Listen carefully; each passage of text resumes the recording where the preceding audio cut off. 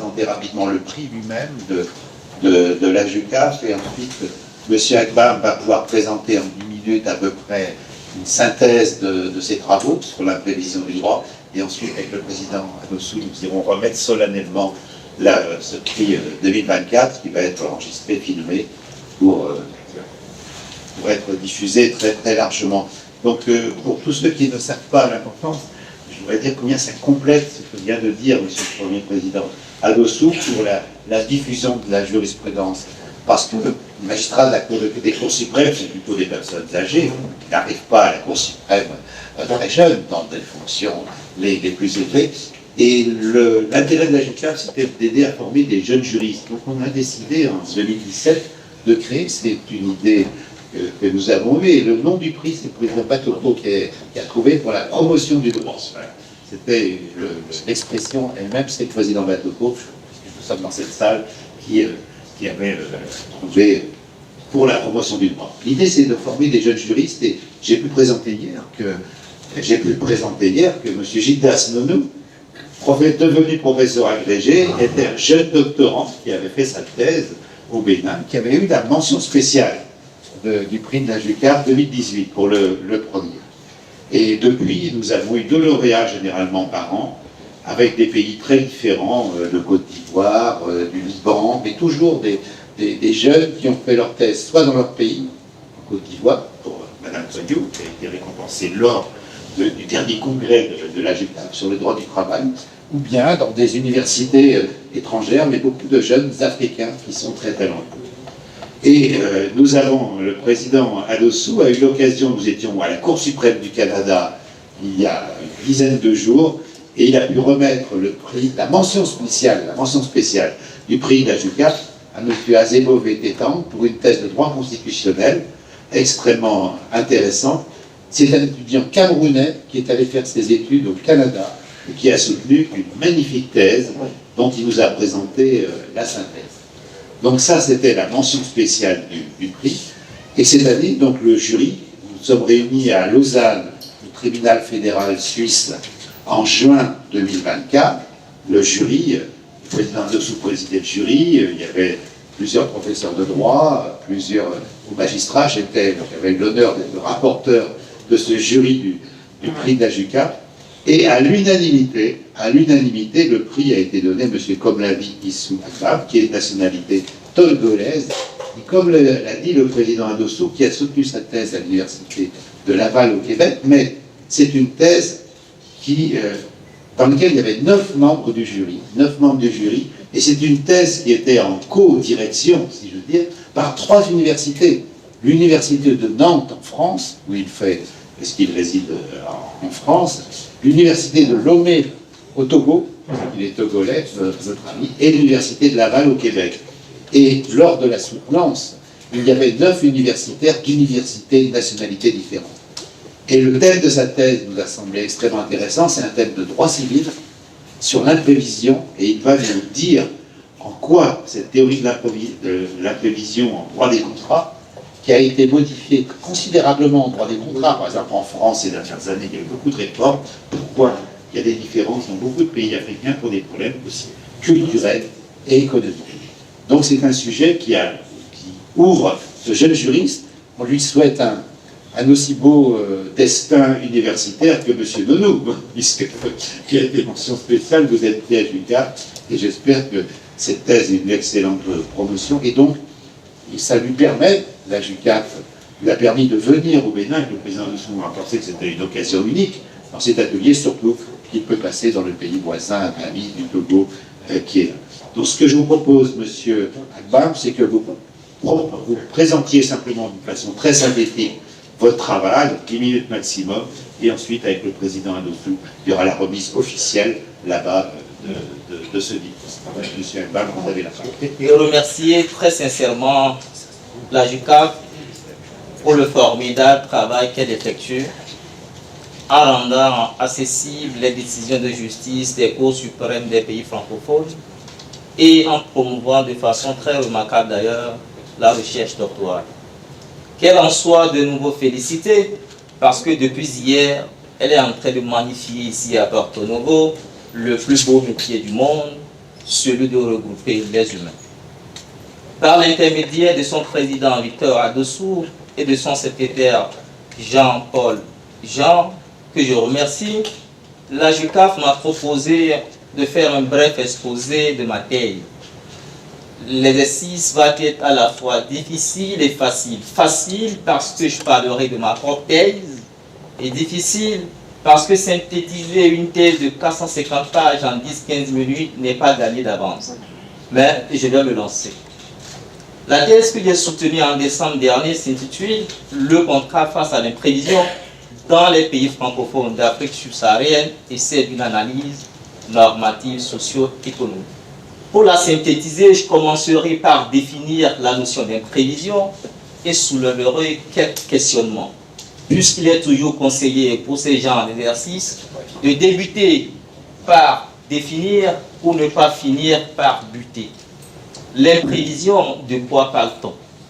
L'imprévision suppose un changement de circonstances raisonnablement imprévisibles au moment de la formation du contrat et qui survient pendant la phase d'exécution avec pour conséquence le bouleversement des prévisions d'au moins une des parties au contrat. Et pour traiter le déséquilibre survenu, les parties sont invitées à renégocier le contrat. À la suite d'une renégociation infructueuse ou non acceptée, la théorie de l'imprévision propose l'intervention d'un tiers dans la relation contractuelle pour adapter au mieux le contrat en rétablissant l'équilibre rompu.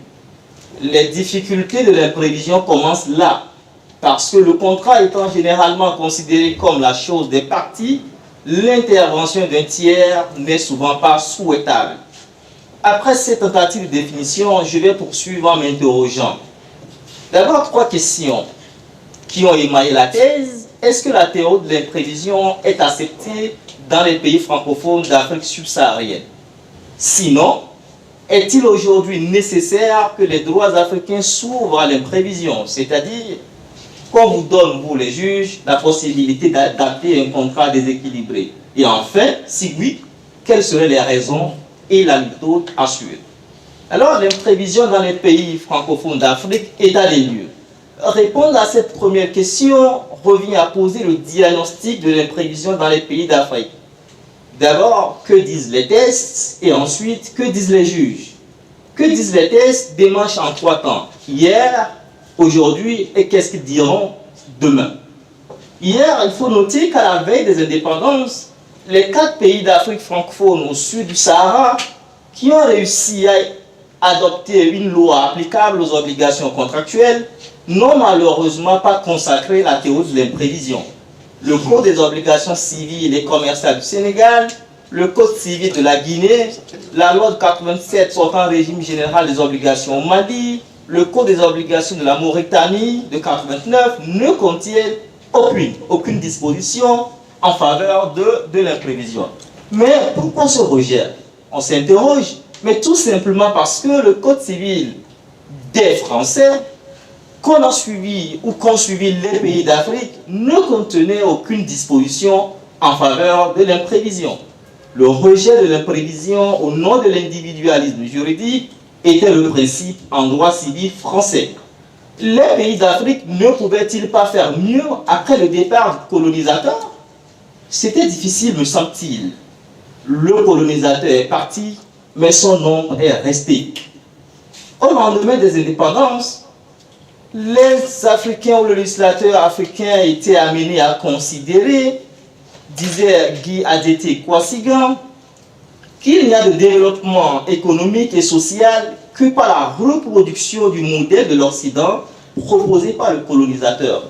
La réussite paraît se situer dans l'adoption et la transposition pure et simple des perspectives du colonisateur. Il s'agit, je cite encore, de faire évoluer les sociétés africaines selon le modèle dont le choix a été rendu facile par l'héritage colonial et de voir dans les institutions juridiques européennes le levier de cette évolution africaine. Vous l'aurez compris, hier, il y avait donc un refus manifeste de s'affranchir du passé colonial. C'est notre point de vue et c'est ce que la thèse a montré dans sa première partie. Alors si hier, l'imprévision a rejeté, qu'en est-il aujourd'hui en Afrique? Aujourd'hui, il y a une volonté ferme de se passer du mimétisme comme méthode de construction du droit en Afrique.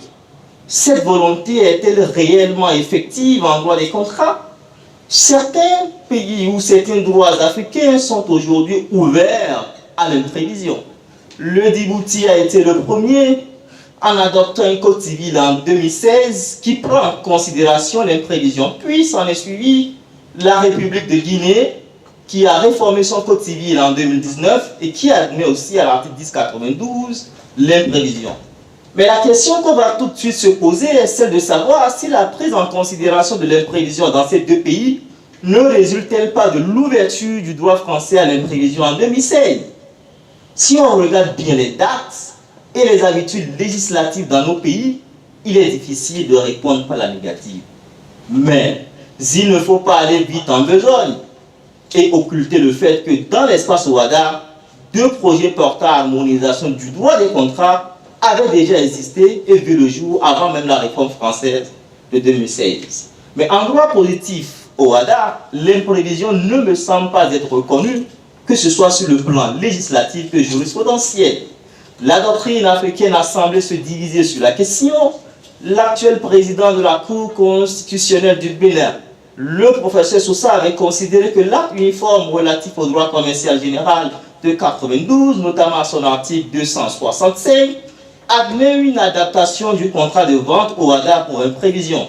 Ce n'est pas le point de vue de son collègue du Togo, le professeur Santos, qui a considéré que les causes exonératoires de responsabilité contractuelle prévues à l'article 265 de l'acte uniforme devraient se limiter à la force majeure et ne doivent pas s'étendre à l'imprévision. La position du professeur Santos dans ma thèse m'a plutôt convaincu, pas parce que je suis togolais tout comme lui. J'espère que mes amis béninois ne vont pas m'en vouloir en confisquant mon passeport à la fin de cette communication, parce que je n'ai pas épousé l'idée de mon cher professeur Sousa. Mais demain, qu'en est-il? Demain, on peut parier que les autres pays d'Afrique francophone emboîteront le pas de la République de la Guinée et du Djibouti. Le Code des obligations civiles et commerciales du Sénégal a déjà fait l'objet d'un bilan cinquantenaire. Les conclusions ont montré en haut qu'il doit maintenant s'ouvrir aux mécanismes de justice contractuelle, parmi lesquels l'imprévision demeure la pierre angulaire. Un colloque sur les 30 ans du Code malien des obligations a récemment été lancé. Les conclusions pourront être favorables à l'imprévision. Au Cameroun, le projet de Code civil élaboré admet déjà l'imprévision. Vous l'aurez compris, il y a de l'espoir. Maintenant, ce qui est intéressant, que disent les juges? Dans l'espace OHADA, le juge semble ne pas vouloir de l'imprévision. En témoigne un arrêt rendu par la CJA le 9 mars 2006, affaire AB contre société Prosument. Je lis la conduite principale.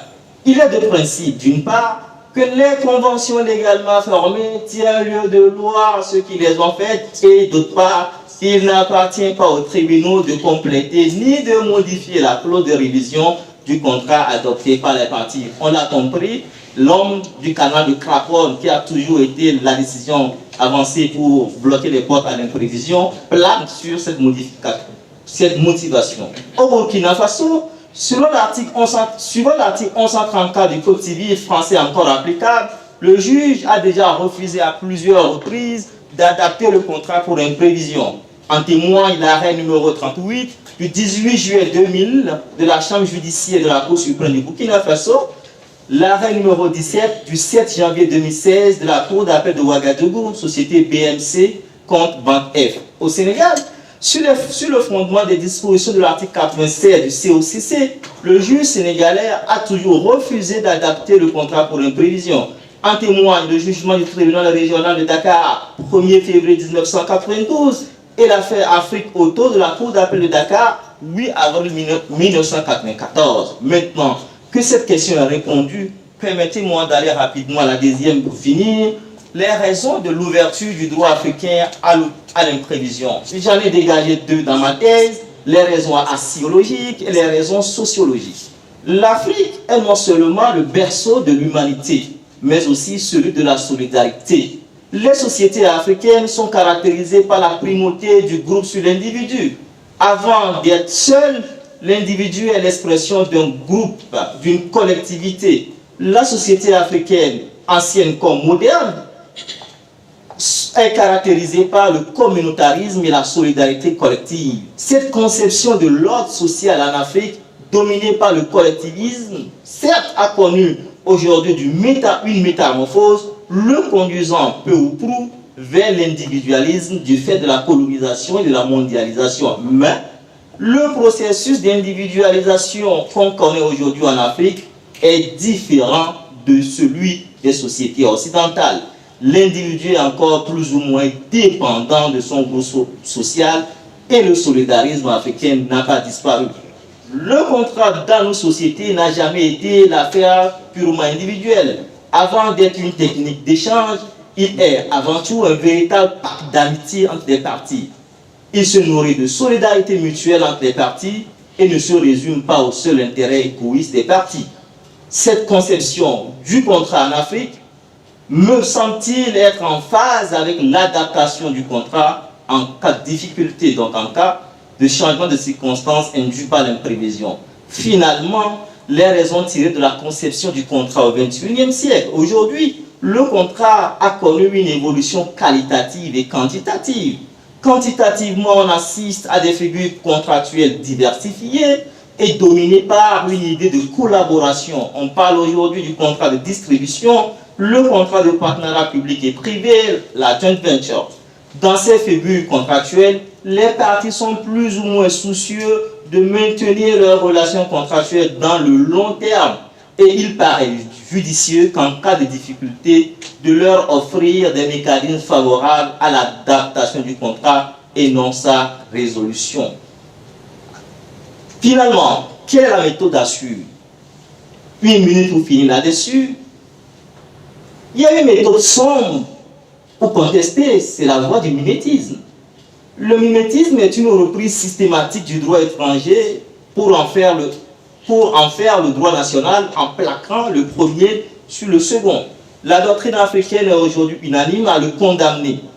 Les premiers pays qui ont pris des tests en faveur de l'imprévision, me semble-t-il, ont procédé par mimétisme, ce qui paraît regrettable. On ne peut plus aujourd'hui au XXIe siècle continuer en Afrique par légiférer par voie de mimétisme.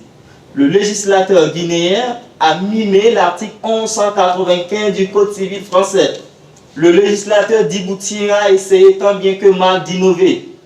Il y a de bonnes et de nouvelles choses dans l'article qui consacre l'imprévision djibouti, mais malheureusement, ce qui est bon n'est pas nouveau, reprise du droit français, et ce qui est nouveau n'est pas bon. Le législateur djiboutien nous propose, à la place de la révision pour l'imprévision, la résiliation du contrat pour l'imprévision. Les détails de tout ça se retrouvent dans ma thèse. Le processus d'édition est en cours. Et comme on le dit souvent chez nous au Togo, quand votre femme dure trop dans la douche, c'est pour votre propre bien. Je vous en remercie de votre très aimable attention.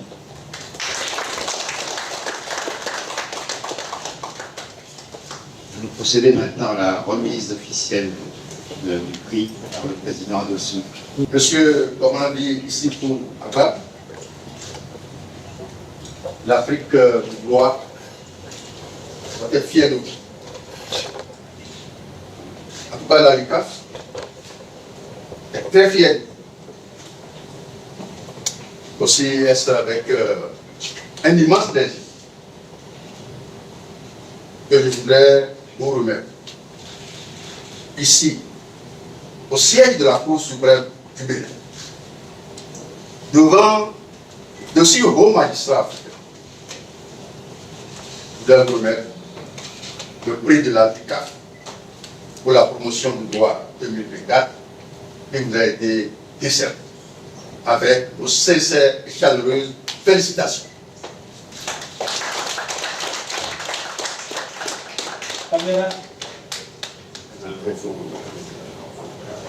Caméra.